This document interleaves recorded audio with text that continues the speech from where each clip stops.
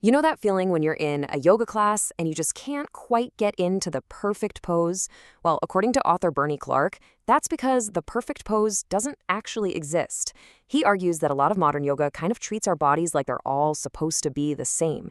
But the reality? Every single body is a unique constellation of bones, tissues, proportions, and histories. And that one idea right there is exactly what we're going to unpack today. So how are we going to do that? Well, in this explainer, we're going to journey through 6 key concepts from Clark's work. First, we'll rethink what a perfect pose even is. Then we'll totally bust the myth of alignment. After that, we'll get into the crucial difference between tension and compression, explore our own unique anatomy, and see how to actually apply all these principles. And finally, we'll wrap up by redefining our practice through what Clark calls the shape of awareness. All right, first up, let's tackle this whole idea of the perfect pose. The big shift Clark wants us to make is to stop focusing on how a pose looks, the aesthetics, and start focusing on what a pose does, its function. This really changes the fundamental question we ask ourselves, right? We're moving away from, does my pose look right? And shifting toward, hey, is this pose actually doing what it's supposed to do for my body? And this shift, it sets a completely new foundation for how we think about yoga. Clark is super clear about this. Yoga is not a performance. It's not about being perfectly symmetrical, and it's definitely not just about copying the teacher.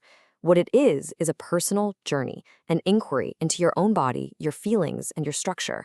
It's really an invitation to step away from the mirror and to truly step into your own body. Okay, this brings us to the myth of alignment.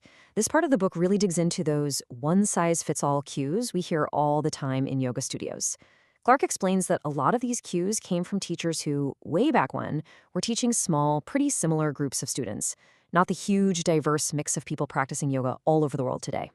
And focusing only on how a pose looks can actually be pretty dangerous. Why? Well, for one, it assumes all of our bodies can and should make the exact same shapes, which totally ignores our skeletal differences. It encourages us to force ourselves into a shape instead of feeling our way into it.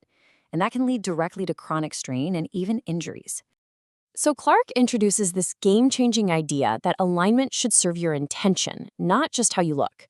A pose is only correct if it's safe for you, if it's functional, and if it's appropriate for your individual body. So, if there's no universal alignment, then how in the world do we know our own limits? This brings us to what might be the book's most important tool, a simple but really powerful question we need to ask ourselves in every single pose. What is stopping me? According to Clark, the answer to what stops me always falls into one of 2 buckets. The first is tension. That's that stretchy feeling in your muscles and tissues.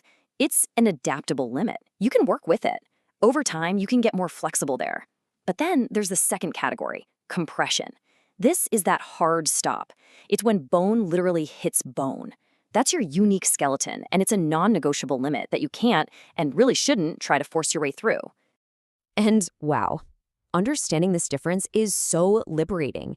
It just frees us from all these unrealistic expectations and teaches us something crucial. Your physical limits in a yoga pose, they aren't failures. They are simply your anatomy. Okay, this next part is honestly one of the most eye-opening chapters in the entire book. Clark lays out all this evidence showing that no 2 skeletons are alike, not even in identical twins. He shows us how all these variations, in everything from the length of your thigh bone and the width of your pelvis to the depth of your shoulder sockets, create these dramatically different possibilities for movement from one person to the next. So, Clark's big point here is that yoga has to honor these differences. It can't just ignore them. This brings us to the practical side of things, application. Clark takes all these principles and starts applying them to the body, basically from the ground up. So let's take a look at how tension and compression actually show up in the lower body, and how we can learn to explore our own anatomy by feeling instead of just comparing. Let's start with the hip, because it's one of the most variable joints in the whole body. I mean, the angle of your femur, the depth of your hip socket, how your hip naturally rotates, all of these things are different for everybody. This anatomical fact is the reason why a super deep hip opener might feel amazing for one person and completely impossible for someone else. And it's exactly why forcing it is so dangerous. Now, the knee, it often gets injured in yoga because we ask it to do what the hip can't. Clark explains that the knee is basically a hinge joint. It's not designed to twist safely. So when our hips lack mobility, the knee tries to compensate. And that's where a lot of yoga injuries come from those misdirected forces. And Clark also explores how variations in our ankles and feet, things like ankle flexibility, the arches of our feet, even toe length, affect our balance in standing poses. This explains why some people can squat down super deep with their heels on the floor, while other people might need to turn their feet out or just struggle with balance, even if they have strong legs.